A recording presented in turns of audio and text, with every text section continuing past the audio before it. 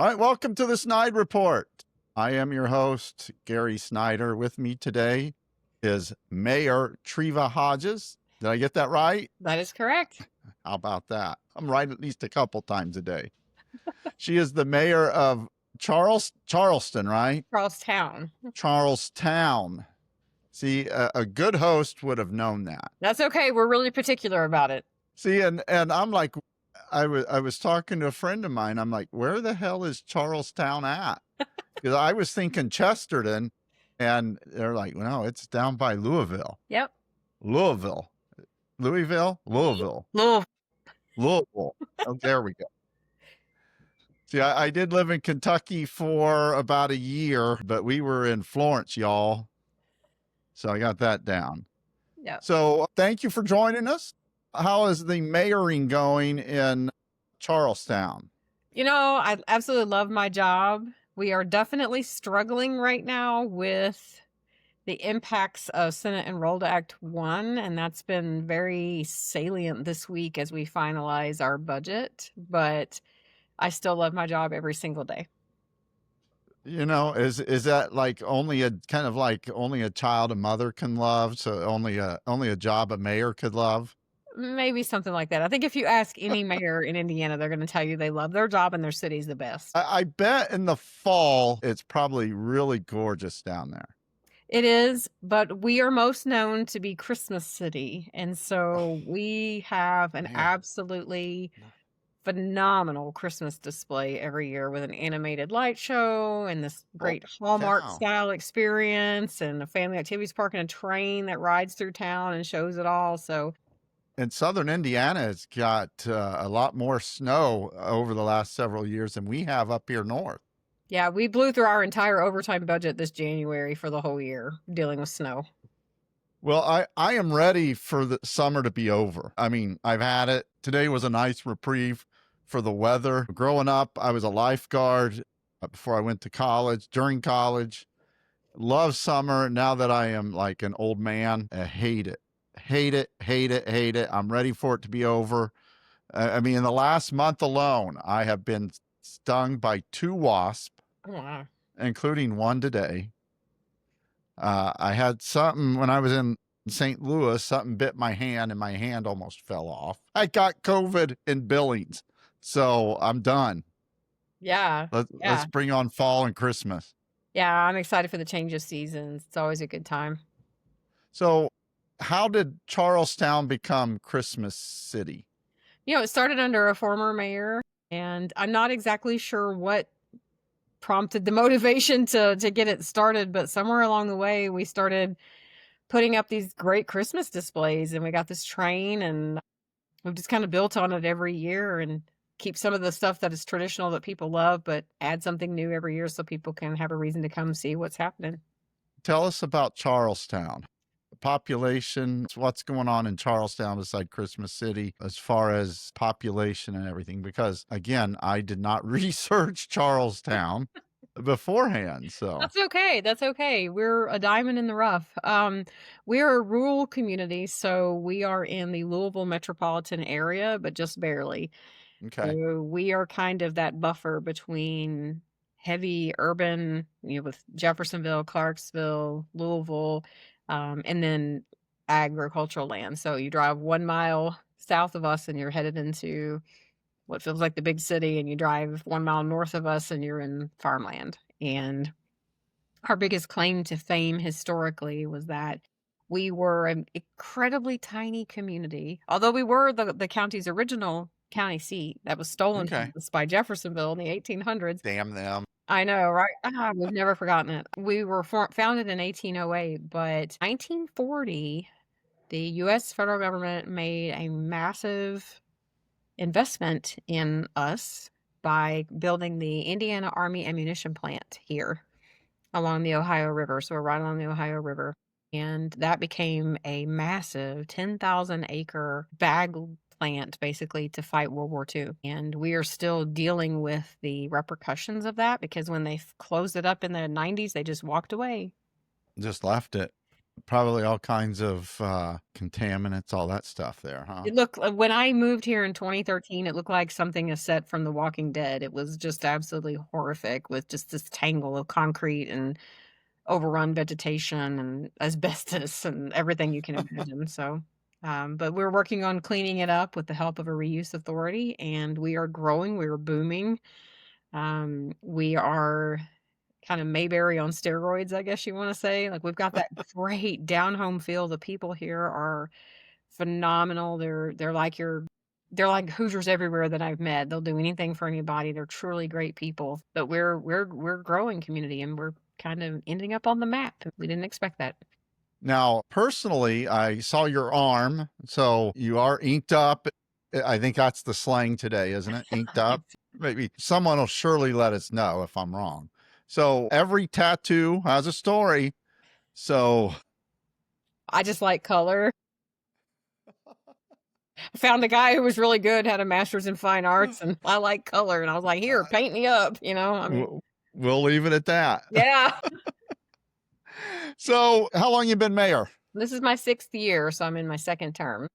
Okay. And right now, just a few minutes ago, you did mention the repercussions of Senate Bill 1 that it's having on communities across Indiana. Our, I don't know, state.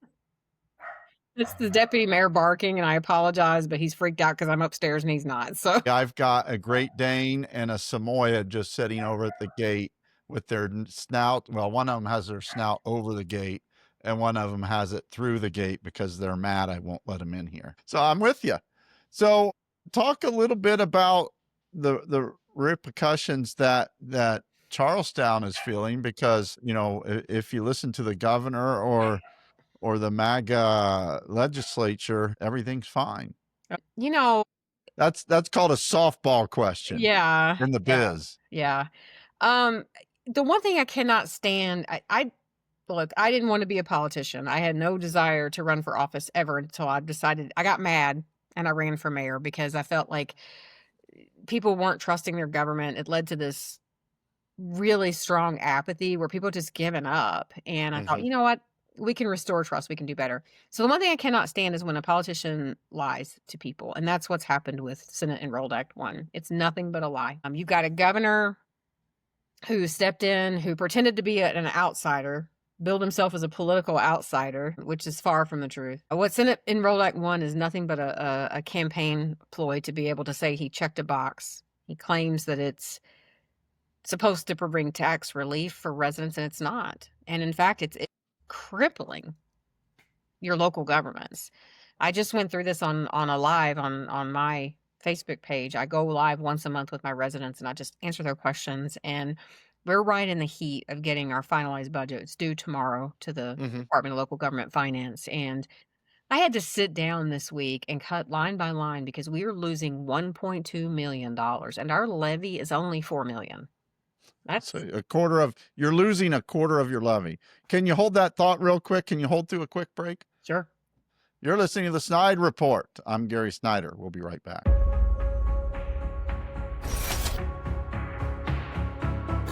All right, this is the part of the Snide Report where we thank our sponsors, and we have a growing list. So let's start with Robin Winston.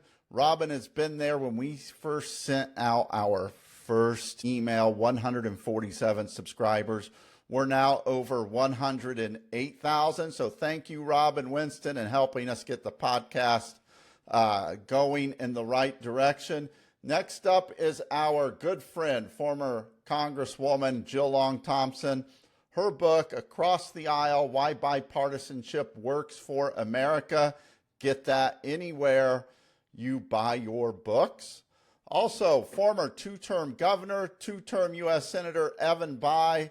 Evan has been a sponsor of the newsletter, now jumps on board with the podcast. Congressman Andre Carson. Congressman Carson has been there from the start. We're glad to have him over here on the newsletter now. He needs your help to win re-election next year, so make sure you support Congressman Carson.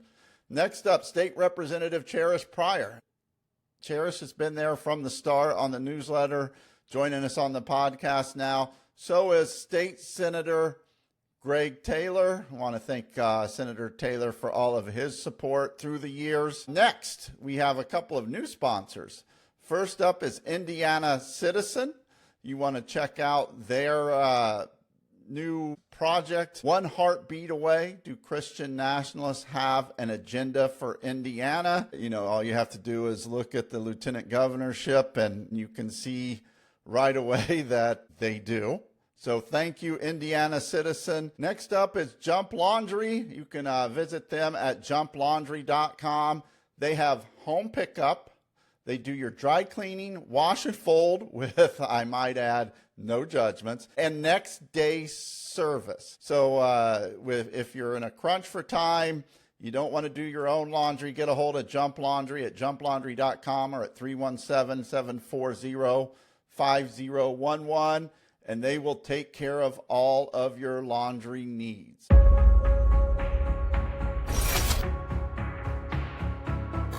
All right, welcome back to the SnydeReport. I am your host, Gary Snyder. We are speaking with Mayor Treva Hodges. I asked you before, how do you say your first name? Who was it? I think Tom McDermott said Mayor. That's my first name. Being facetious, but not really. Yeah. You know what? I'm not so big on the title. I just like doing the job. Before we went to break, you were talking about politicians lying. You've got to be pulling your hair out because they all seem to these days, some more than others. But you were talking about how Senate Bill 1 is literally taking away a quarter of your budget. Yeah. Yeah. It's frustrating because if you listen to the governor and our local state senator is one of the authors of this bill, Senator Chris Garden. If you listen to them, they'll tell you it's property tax relief for Hoosiers, but it's not, because it didn't fix the problem. You know, the problem is not with our tax rates. Our tax rates are set by our growth. You know, they're set by our net assessed value. What's out of control are the assessments. And I speak from personal experience. The home I'm in right now, modest home, little bungalow style home, 2 blocks from City Hall, built in 1937, no major improvements. It's quaint, to say the least. Was valued at $125,000 last year. Suddenly, the tax assessor says it's worth $188,000. I didn't do anything to the house to make it go up that much. And we have absolutely no control over that. We have no caps on it. We have no control. And so the savings that they say that they gave, and I sat with the governor. He came to City Hall, and I sat with him, and I told him my personal story with this bill. And I said, you gave me $300, but my bill went up by $1,000. So you didn't give me anything. My bill still went up. And I sat tonight on my live, and I broke it down for people about the standard deduction, the supplemental deduction, how all that works, circuit breakers, and how what they've done is they have driven more properties to that circuit breaker, to that cap. And so cities are losing that money. We're losing the money. And so they're paying more. They're paying more because the values are going through the roof and there's no cap on it or control. Meanwhile, we're losing money. Big business is making big bucks. And I'm out here struggling to provide for police protection. Yeah.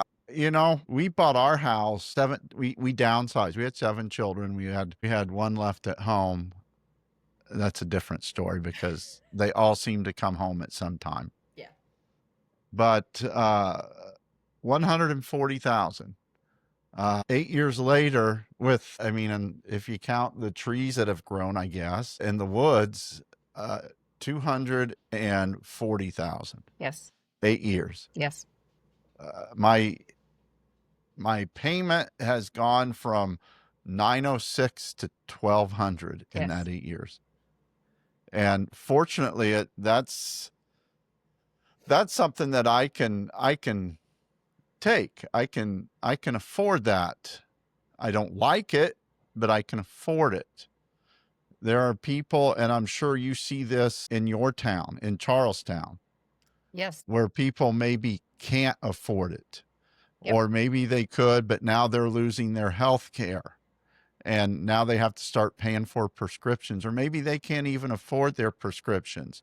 So now they got to start going to the emergency room to get health care because they lost it.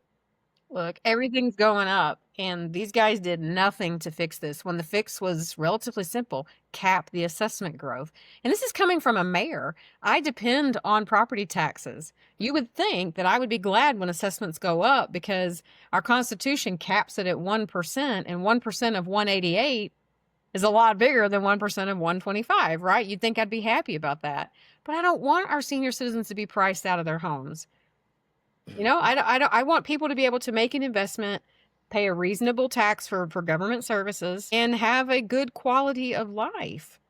Especially when you've got a governor who's advocating for tax relief for residents while he gets a 65% salary increase this year and a helipad that he's now used 11 times in 6 months. I think I was in the SnydeReport this morning. I think it might have been. Let me ask you, what else is, you're a small town, John Mellencamp, I was born in a small town, blah, blah, blah.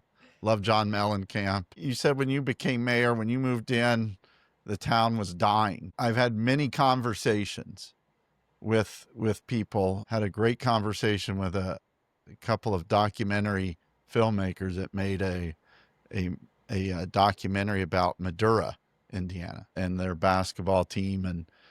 And so small town was dying. I think it still is in a lot of cases. How do you fight that? How do you stop Charlestown from dying when everyone is working against you? Community collaboration, radical transparency. Look, people don't trust their government, but if we're going to survive as governments, especially when the state government is cutting small town and federal government is making it even worse, if we're going to let's not go there on that. We don't have enough time. I know, right?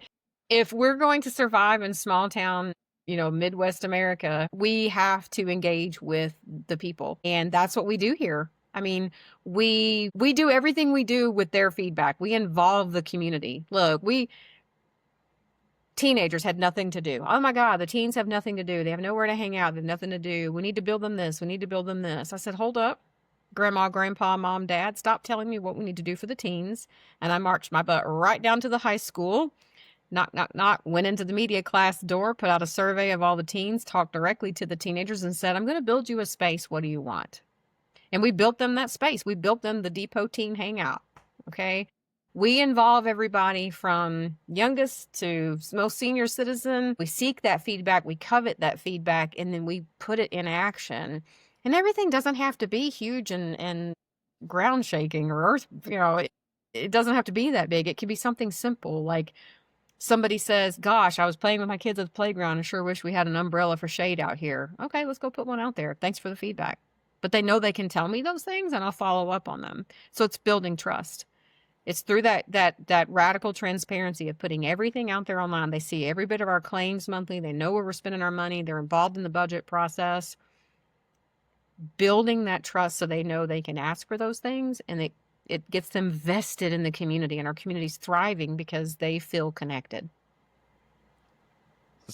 Indiana has turned into, I guess to put it nicely, a MAGA stronghold. Democrats are in a super minority. Republicans run everything. They have run everything.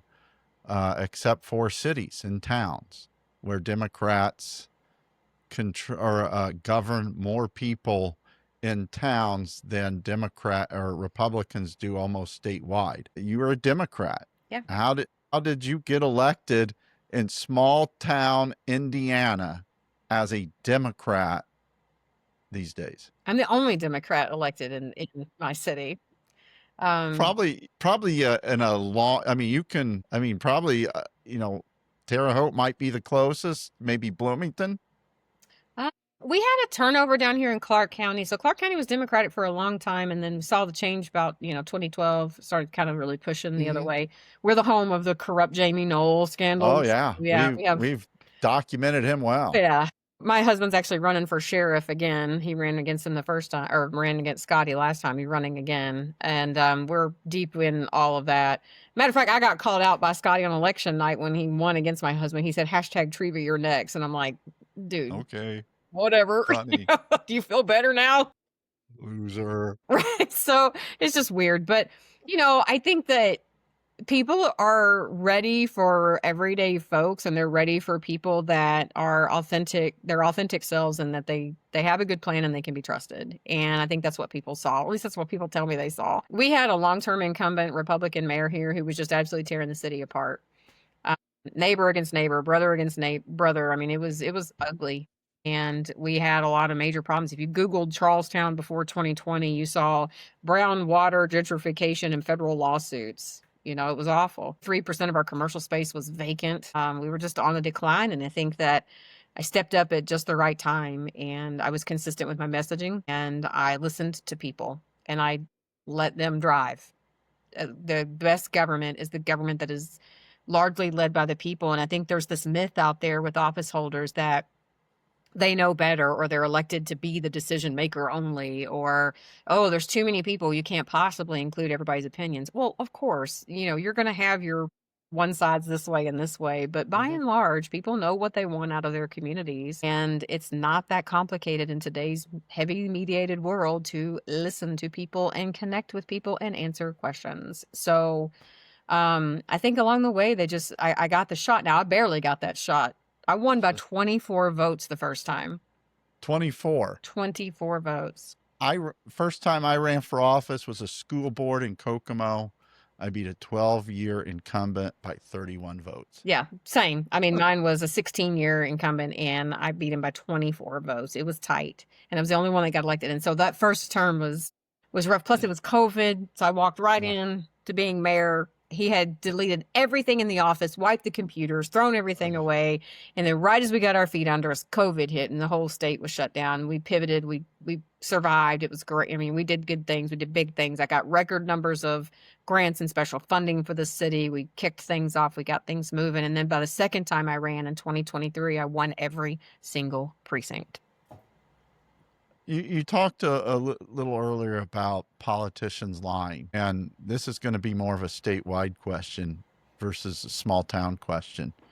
But you have every 10 years we have a census. Yeah. And the General Assembly goes in and they draw new congressional districts. And see, now my dogs are barking. I don't feel bad anymore. They draw new congressional districts. Now, because of our president, they're going to the White House and they are going to potentially have a special session, which is money they could be spending to help towns or people. But instead, they're going to spend it on themselves, have a special session, and possibly redraw our congressional districts to try to gerrymander out the two Democrats that we do have. So your district could change. It may not. You're kind of in the South. So, depending on how they draw their districts, your thoughts as the state government is considering doing that. Look, it wasn't an issue during the session. It didn't come up in the session. It's very clearly a president who's scared, who knows that he's making bad decisions, and people are getting fed up. And I have no doubt that he's seeing the resistance, and he's seeing the riots, and he's seeing the protests, and he's seeing, the social media posts and the pushback, and he's scared. And he knows that this midterm election is a game changer because people are getting fed up. And so it's his way of trying to play puppet master. And, Indiana didn't matter until suddenly it did, because he sees that there's an opportunity, because there's only two Democrats here, that he has to worry about. Braun is his boy. Governor Braun is right there, will do whatever he needs. And a lot of them, they're just rank and file. They're just going to do what they do. So it shows you that they cannot think on their own, because they're not here to serve the people. They're only doing this so they can retain power. So it's just about power. It's not about being called to do something, no matter how many times they say it might be. It's a power grab.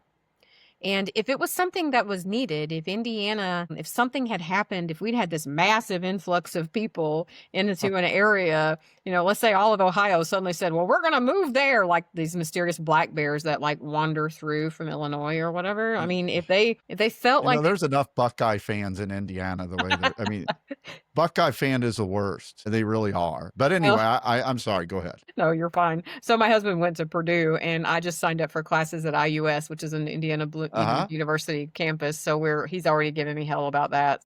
I have two. Went to Purdue and one to St. Mary's College up at Notre Dame. So. Well, he and I at least have U of L in common. We both got our PhDs there, so at least there's that. But so it's if it was an issue, then I would support it. I'd be like, yeah, we've got an issue. The numbers show there's an issue, but it's not. It's just a power grab, and it's insulting. It's insulting for me as a mayor when the state comes in and says, oh, well, we know better about what Charlestown needs, so we're going to put these bumpers on you and these guardrails, and we're going to take away your budget because you're not doing a good job. What does the state know about my city? They don't know where the potholes are. They don't know what people are asking for. They don't know my community. Get out. That's what I'm here to do. And if they don't like it, they'll fire me in 4 years and pick someone else. Same with the feds. Why would the feds want to come poke their nose, and why would Hoosiers be glad about the feds coming poking their nose in our business? My son, we'll just say he's 21, just turned 21. So that's always a fun age. 16 to 21, 22. That's a fun age. It's not if you don't have a son that's been that age. But his goal in life is to be a rock star.